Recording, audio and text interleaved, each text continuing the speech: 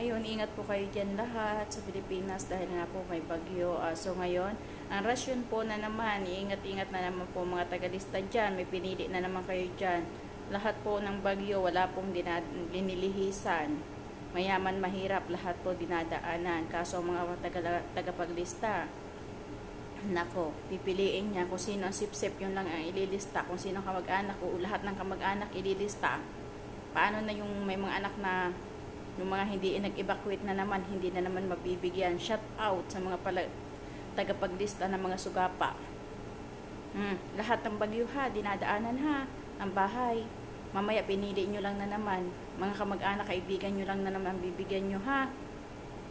Ay, nako na naman yan. Ako, marami akong kilala dyan tagapaglista. Na akala dinadaanan lang yung ibang bahay. Katulad ko noon, bumagyo, hindi ako kasali kasi lumipad si Darna. Hindi dinaanan yung bahay ko ng bagyo. Shout out sa mga tagalistang sugapa.